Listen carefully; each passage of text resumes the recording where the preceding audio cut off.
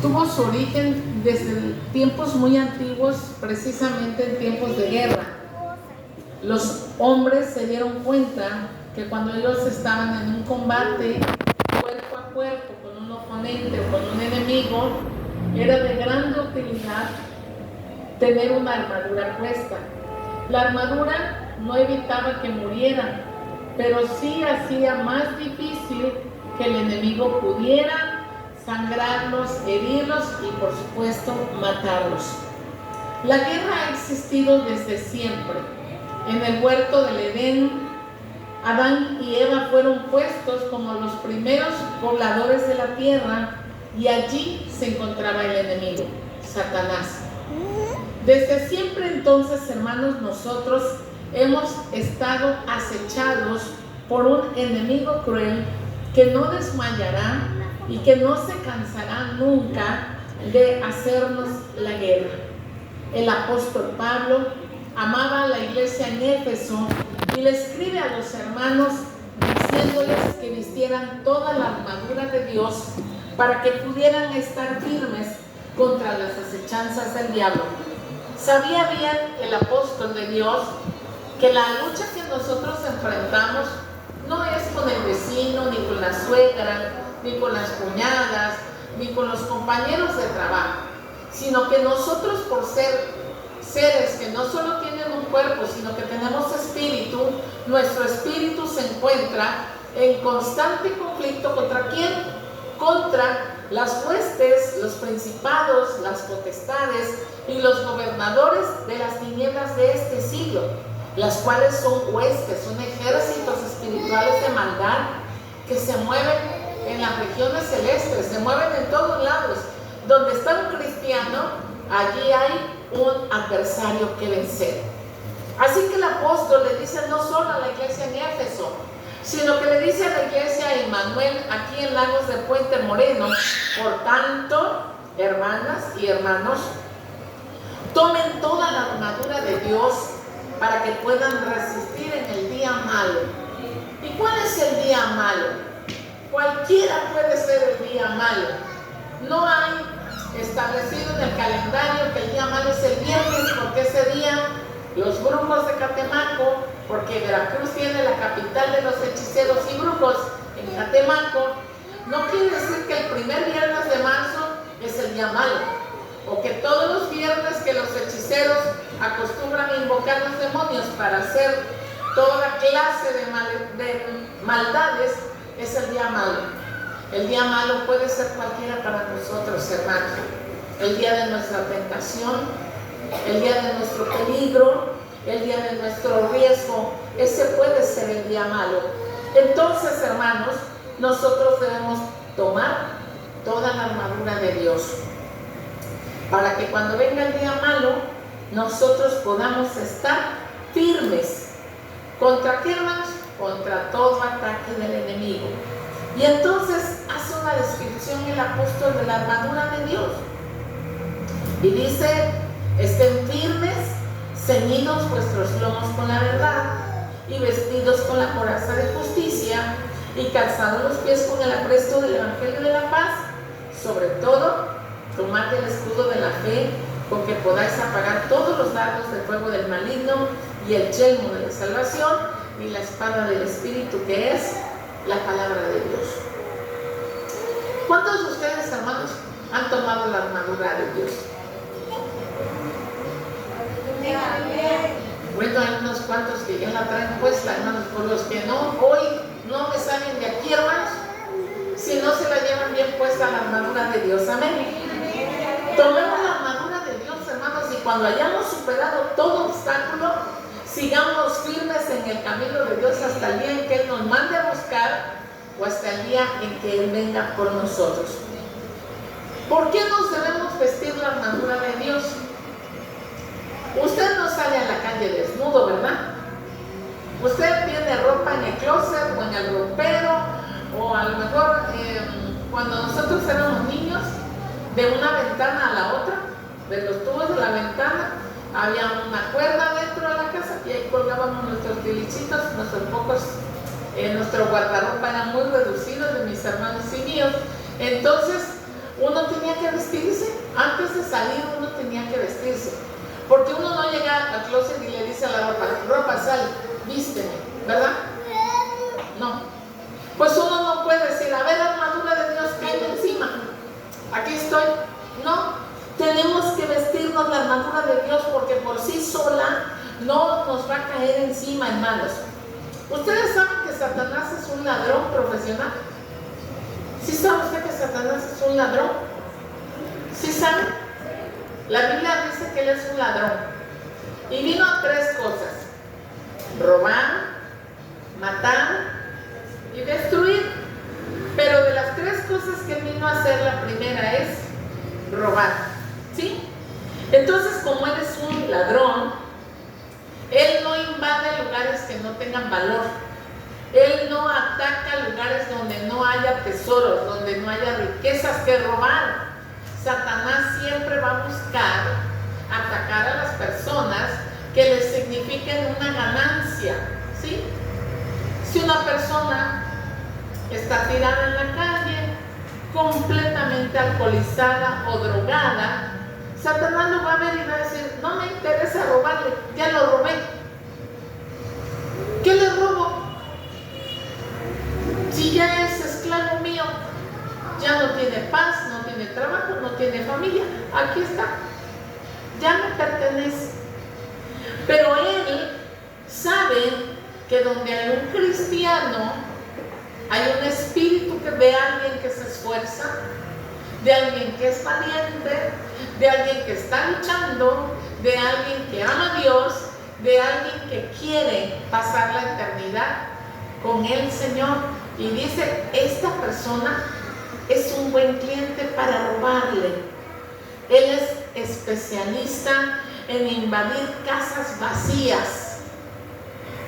Cuando una persona no tiene a Cristo en su corazón, pero es un buen ciudadano, es alguien que tiene un trabajo, es alguien que tiene una esposa o un esposo, que tiene un hijo o tiene 2, dice, ay, esta casa está desocupada, Cristo no vive en este corazón. Entonces él dice, me lo voy a robar, voy a invadir la vida de esta persona, voy a ingeniármelas para quedarme con esta vida, esta alma la quiero para llevármela conmigo al lugar de tormento y de castigo. Cuando una vida está vacía de la vida de Dios, hermanos, es cuando Satanás ve a la persona sin armadura. Y como no tiene armadura, dice, pues es una excelente oportunidad para engrandecer mi reino de tinieblas y de maldad. Si usted quiere que Satanás no pueda invadir su vida ni robarle, usted tiene que vestirse con la armadura de Dios. Amén. ¿Por qué le ponemos vacunas a los niños, hermanos? Porque las enfermedades van a venir.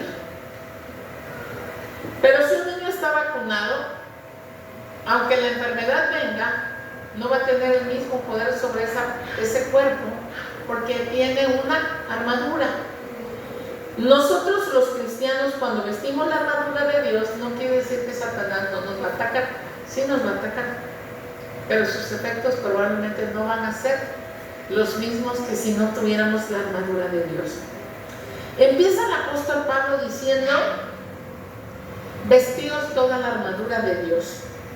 Y cuando describe la armadura dice, estad pues firmes, ceñidos vuestros lomos con la verdad. Ceñidos vuestros lomos con la verdad. ¿Cuáles son nuestros lomos, hermanos? En el cuerpo, ¿cuál es el lomo? Pues es la espalda, hermanos, ¿sí? Todas las vértebras que integran nuestra espalda hasta el coxis, ese se considera el lomo, ¿sí? Ok. Nosotros tenemos que ceñir nuestros lomos con la verdad. Imagínense una capa que cubre nuestros lomos. ¿Usted sabe quién es la verdad? Cristo. Él se presentó y dijo, yo soy el camino y la verdad. Así que tenemos que ceñir nuestros lomos de la verdad de Cristo. Tenemos que llevar a Cristo sobre nosotros, encima de nosotros, alrededor de nosotros, abrazados a nosotros, hermanos. Tenemos que entender las verdades que el Señor Jesucristo enseñó en su palabra. ¿Para qué, hermanos? Para que no seamos llevados por las doctrinas erróneas, por esos vientos engañadores que quieren torcer nuestro camino. ¿Sabe usted cuántas doctrinas heréticas hay hoy? Hay una persona que se propuso saber cuántas doctrinas se predican, dizque basadas en la Biblia, y dice que hasta ahorita ha encontrado más de 4,000. Las personas salen a las calles, se ponen en las entradas de las escuelas, de los negocios, de las paradas de autobús, en las terminales de autobuses, en los aeropuertos, y nos regalan literatura y folletitos y nos invitan para que vayamos a oír de la palabra de Dios. ¿Pero qué creen? Que todas esas enseñanzas tienen doctrinas mentirosas. ¿Cómo sé que yo estoy aprendiendo la verdad? Cuando lo que aprendo está basado en la Biblia. Si lo dice la Biblia, entonces es verdad.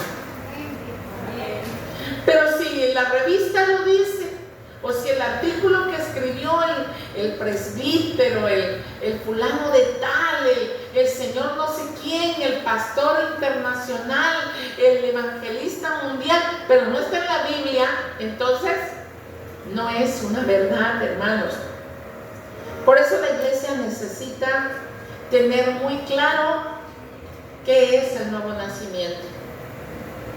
Nicodemo era un hombre instruido y conocía la ley. Era un principal en los días de Jesús. Pero el hombre tenía una preguntona que le llenaba toda la cabeza.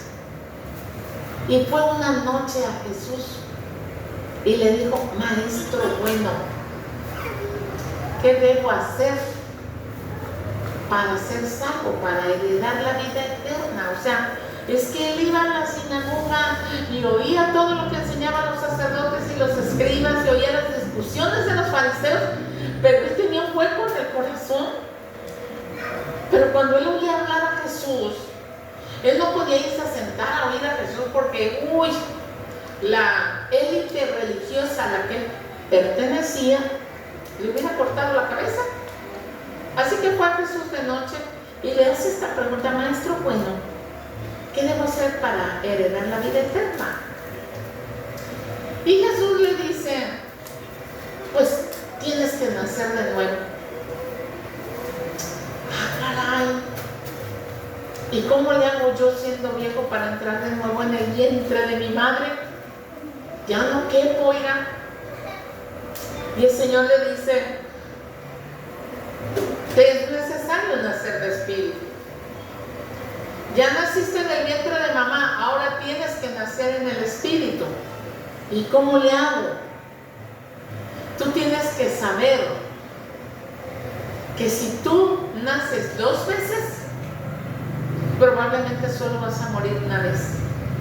Si tú ya naciste en el vientre de mamá y naces de espíritu, cuando tú crees en la palabra de Dios, cuando tú dices: oh, entiendo que Jesucristo es el Salvador de mi alma, cuando tú dices: ahora me cae el 20 que mi salvación no está en una imagen, en una fotografía, en un pedazo de yeso ni de madera, que yo no tengo que ir a ver a Buda, ni tengo que ir a ver a Mahoma. Ahora entiendo que ningún santo, ningún hombre me puede salvar sino Cristo, que vino al mundo, que se hizo carne, que habitó entre los hombres, que murió siendo inocente, que resucitó al tercer día y se sentó a la diestra de Dios. Él es mi Salvador. Yo lo creo. Señor, yo te recibo en mi corazón, te entrego mi vida, quiero caminar contigo. Y entonces usted, después de hacer esa oración de corazón, sabiendo que usted es pecador y que no se merece la vida eterna, pero que Cristo se la regala,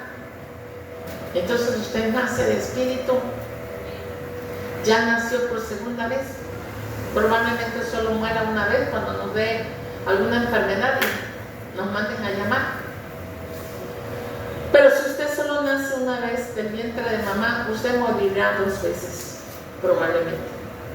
se va a morir en esta tierra y un día van a resucitar los que murieron sin Cristo para oír su sentencia de juicio y se van a volver a morir. Por eso tenemos que nacer 2 veces.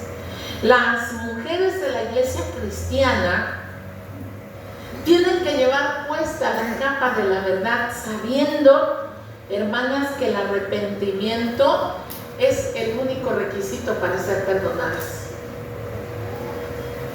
Oye, es que yo doy unas ofrendas muy buenas a la iglesia.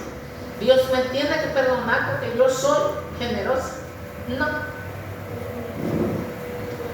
Es que yo soy la hermana que más ora, la que más canta y por eso yo me he ganado el cielo. No, no es por obras. Nosotros, hermanas, debemos tener en nuestro corazón grabada la verdad de Cristo Jesús.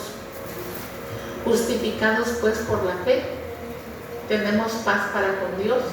¿Por qué? Por medio de nuestro Señor Jesucristo. ¿Sí, hermanas? Somos justificados por la fe en Cristo Jesús. La mujer cristiana tiene que abrazar esta verdad. Hermanos, nosotros hemos sido redimidos. ¿Sabe usted qué es redimir? Dice el diccionario que redimir es pagar por algo que ya se posee. Usted tiene un hijo, es su hijo. Usted lo ha alimentado, usted lo ha criado, ya es un muchacho. Pero gente mala viene y lo secuestra. Y le dice, ¿quieres volver a ver a tu hijo? Págame un rescate. Y entonces usted paga, redime a alguien que ya es suyo, a alguien que ya le pertenece, a alguien que usted sabe que es miembro de su familia. Bueno, nosotros ya éramos propiedad de Dios porque Él nos hizo. Él nos hizo, no nos hicimos nosotros a nosotros mismos. Él nos hizo. Ya éramos suyos, pero Él volvió a pagar por nosotros, nos redimió. Así que ustedes, hermanas, nunca olviden que fuimos redimidas, que fuimos rescatadas.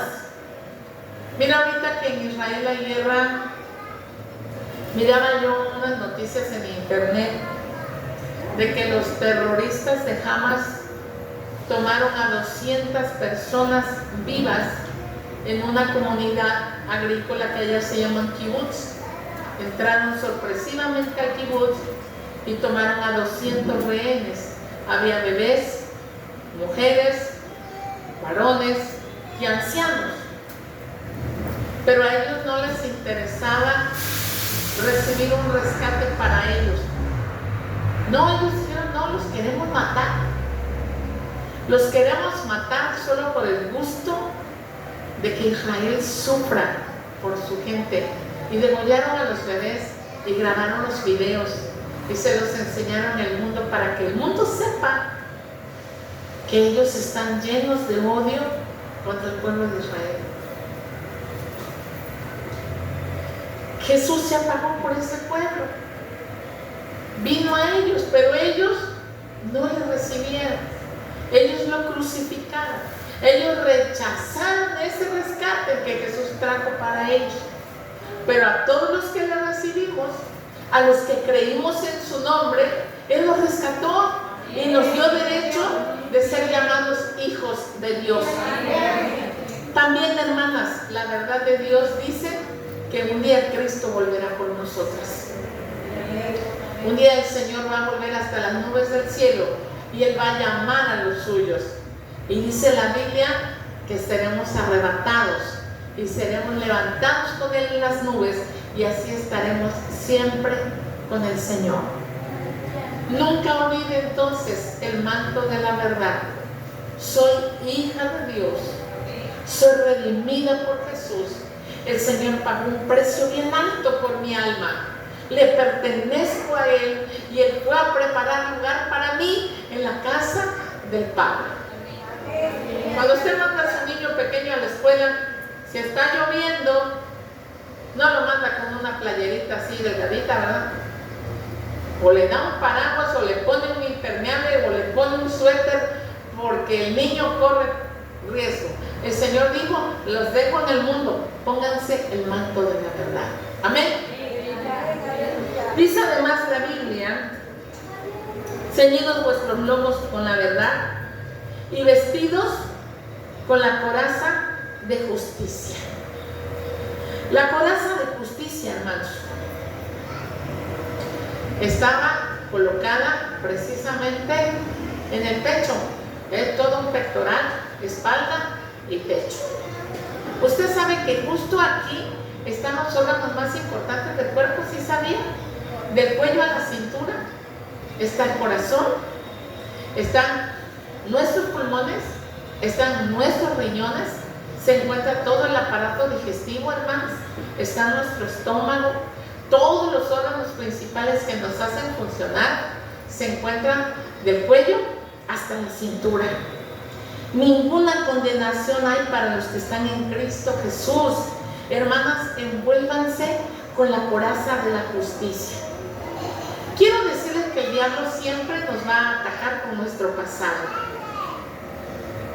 Una de las armas más usadas por el diablo es nuestro pasado, lo que hicimos antes, cómo vivimos antes, cuando éramos jóvenes, cuando estábamos lejos de Dios, cuando Cristo no había nacido en nuestra vida, cuando nos concedíamos todos los deseos de nuestra carne, cuando maldecíamos, nos peleábamos, nos divertíamos de lo lindo. El diablo siempre va a traer a tu corazón los recuerdos de la persona que fuiste. Ay, la hermana, ahora está muy aquí en el culto cantando, ¿ya se le olvidó a la hermana? Y vas a una fiesta o vas a un funeral y las primas dicen, ay, ¿cómo has cambiado? ¿Ya se te olvidó? ¿Qué está haciendo el enemigo? Sacando tu pasado. Si ahí tengo las fotos, prima. Ay, sobrina, hombre, pues ahora ya te volviste muy santurrona. Pero si tú a la pista de baile hasta le sacabas chispas. Cuando tómate una copita, hombre, si a ti te gustaba mucho el final del codo a la botella. El diablo nos va a restregar en la cara nuestro pasado.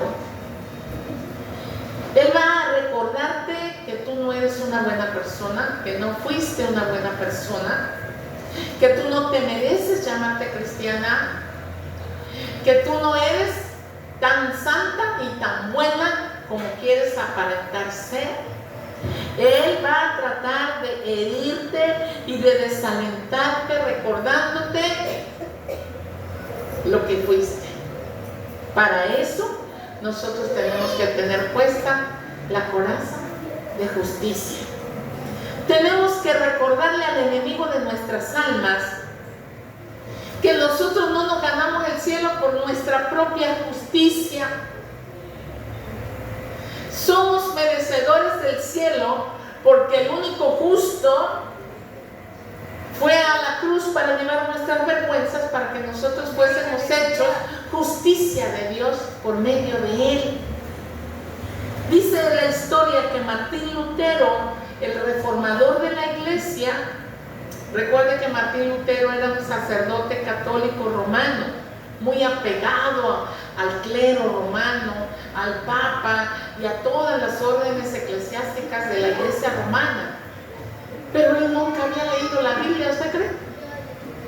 Jamás había leído la Biblia. ¿Por qué?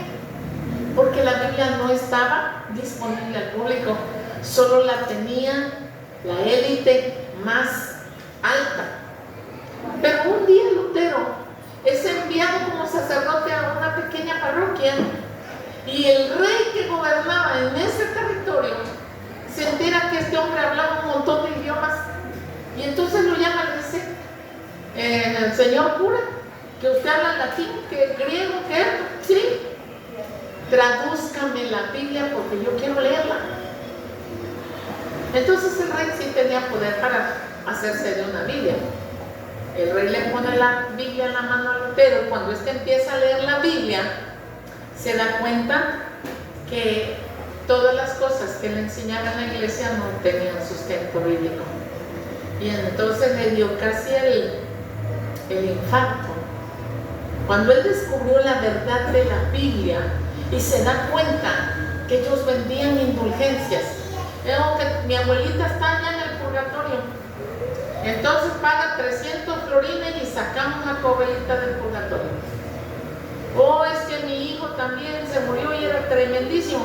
No importa, súbete las escaleras de ida y de regreso al Vaticano con las rodillas hasta que te salga sangre y paga la cuota de tantos florines y tu hijo sale del purgatorio y lo mandamos para la gloria. No está en la Biblia. Entonces hizo 95 tesis y las pegó en las puertas de la parroquia y se lo llevaron a juicio, hermano. Lo trataron de avergonzar, lo trataron de convencer que dijera que se había equivocado, pero él dijo no, ni me equivoqué, ni me voy a retratar, que me maten si quieren, pero la verdad está aquí y uno no entra al cielo por sus muchas indulgencias, ni por las promesas, ni por las limosnas, ni por las veladoras, ni por las nada. Somos justificados por Cristo Jesús. Dios perdona todo tu pasado, hermana. Así haya sido la mujer más deshonesta o la más indecente de todo el fraccionamiento, de todas las colonias de Veracruz, la sangre de Jesucristo, su Hijo, te limpia de todo pecado. Viene el diablo y te recuerda, no es que tú eras bruja y tú hacías encantamientos y le echabas, sí, todo eso fui, pero la justicia de Cristo me vistió y hoy yo soy presentada justa delante de mi Padre que está en los cielos. Y dice además la Escritura, y calzados los pies con el apresto del Evangelio de la paz. Cuando era niña podía andar descalza. La piedra, y si estaba caliente el suelo, no me hacía efecto. Pero una vez que crecí un poco y me acostumbré a los zapatos, perdí mi habilidad para andar descalzo. Hoy ya no puedo andar descalzo. Aunque el piso esté limpio, no puedo ya. Ya no resisto a andar sin zapatos. Un cristiano no puede andar descalzo, porque hay muchas cosas que lo pueden perforar, lastimar o herir. Necesitamos, hermanos, tener un par de buenos zapatos que se llaman apresto del Evangelio de la paz. ¿Qué dice Romanos 12:2, hermanos?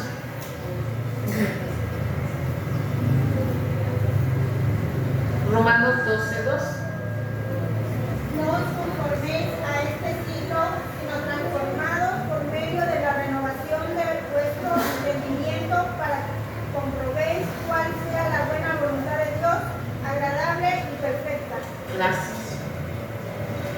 No te conformes a este siglo. No te conformes. Hoy nos quieren a nosotros calzar un evangelio bien bonito, bien cómodo, bien flexible, bien relajado, ¿sí? Bien modernizado. Un evangelio donde tú vas a la iglesia el domingo, vas una vez al mes, ay, cómo te gozas, y tú alabas y brincas y saltas y sales bien feliz para tu casa y regresas hasta que se te acaba el agua, como un evangelio tipo camello. Los camellos toman agua y almacenan en su lomo el agua y pueden pasar días y días y días sin volver a tomar agua. Muchas personas hoy nos están ofreciendo un evangelio tipo camello. Vete una vez a la iglesia, gózate, llénate y hasta que se te acabe la última gotita de gozo, regresas. No, hermanos. Muchos cristianos han tratado de abrazar una vida cristiana cómoda, sin restricciones. Ya a esa iglesia ya no voy a ir porque el pastor es muy regañón. A esa iglesia ya no voy a ir porque ahí quieren que uno lave los baños y yo no lavo ni el baño de mi casa, para eso tengo sirvienta. Yo ya no voy a ir a esa iglesia porque ahí quieren que todos salgamos a evangelizar y a mí me da mucha pena andar evangelizando. Yo ya, esa iglesia no. Dice la Biblia que el Señor Jesús les dijo a los discípulos, por tanto, id y hacer discípulos a las naciones, bautizándolos en el nombre del Padre y del Hijo y del Espíritu Santo, y yo estoy con vosotros todos los días hasta el fin del mundo. Una iglesia que no evangeliza es una iglesia que no está cumpliendo la gran comisión. Usted tiene que moverse y ponerse en acción y hablar las verdades del Evangelio de la Biblia, la palabra de Dios. Un cristiano que ora poco, lee la Biblia un poco y evangeliza aún nada, no es un cristiano, es un cristino. Fíjense, hermanas, que a algunas les gustan los zapatos bien altos, ¿verdad? Así del 14, unos tacones, una plataforma. Otras usan zapatilla de aguja, ¿verdad? Esa de tacón delgadito. Y algunas otras preferimos zapatos muy cómodos y así de suelas bajitas. No importa de qué tipo de zapato usted use, pero ponga sus pies en movimiento. Y si nos mandan a barrer el templo, lo barremos. Y si nos toca hacer la comida para vender, la hacemos. Y si nos dicen, hermana, le toca ir aquí a Arboleda San Ramón a evangelizar, nos vamos a las arboledas. Hermanas, se van a poner aquí afuera de Bodega Obrera, ahí van, pues nos vamos. Pero si a usted le da vergüenza evangelizar, le da flojera lavar los baños, no le gusta barrer el templo, cuando el pastor habla de la Biblia, usted dice, no, pues puras pedradas el pastor, entonces usted no está viviendo la verdad del Evangelio. Los primeros cristianos eran llevados al circo romano y allí sacaban a los leones muertos de hambre. Con las cadenas sujetaban los soldados a los leones mientras pasaban por última vez y les decían, renuncian a su fe en Cristo Jesús. Y si alguno decía sí, lo liberaban, pero si decían no, entonces soltaban a los leones y los leones devoraban vivos a los cristianos. Ellos tenían bien puestos los zapatos del Evangelio y estaban dispuestos a morir por la causa de Cristo. Hoy nosotros la tenemos bien fácil, hermanos. Ya no somos comida de los leones, pero tenemos que vivir la verdad de un evangelio conforme a la palabra de Dios. ¿Qué dice, hermano, Gálatas 1:7?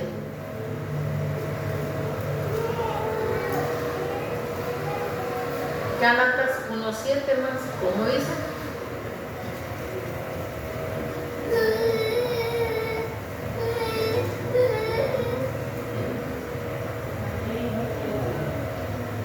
No que haya otro, ¿sí, hermana? No que haya otros, sino que haya algunos, gloria a Dios, aleluya. No que haya otros, sino que haya algunos que os perturban, quieren pervertir el evangelio de Cristo. Hay gente que quiere pervertir el evangelio de Cristo. Hay unos bien famosos en la televisión. Hermano, yo te invito a que vengas y recibas los pétalos de la rosa consagrada. Llévate una astilla de la cruz de Cristo, traída desde Jerusalén. Un evangelio pervertido. Quieren que la gente lleve escrituras de la casa, la factura del coche, que vaya y te quedes hasta sin zapatos. Eso no es el evangelio que tú debes de calzar. El evangelio de Cristo es la palabra de Dios. Amén. Además, hermanas, de llevar puesto el manto de la verdad y de tener puesta la coraza de justicia, dice la Escritura que llevemos calzados los pies con el apresto del evangelio de la paz, pero sobre todo dice, toma el escudo de la fe para que puedas apagar todos los dardos de fuego del maligno. Hermanas amadas, cuando hay competencias olímpicas, me gusta mucho ver la competencia de tiro al blanco, porque hay unas mexicanas muy buenas. Y luego cuando están compitiendo las mexicanas, yo digo, Señor, que el viento no desvíe la flecha para que den el blanco. Quiero decirles que el diablo lleva años entrenando tiro al blanco. Y sus dardos de fuego caen donde él quiere pegar. Pero cuando ese dardo de fuego llega a donde está un escudo de la fe, y el dardo se apaga. Pero si el dardo cae donde el escudo de la fe no está puesto, y se prende la persona, y entonces hay pérdida para la iglesia. ¿Sabía usted que creer en Dios y creerle a Dios son dos cosas bien diferentes? Mucha gente dice que yo creo en Dios, pero no le creen a Dios. Necesitamos no solo creer en Dios, necesitamos creerle a Dios, porque la Biblia dice que aún los demonios creen y tiemblan. Entonces, hermanas, no solo es creer en Dios, es tener esa fe, esa confianza y esa certeza de que lo que Dios dice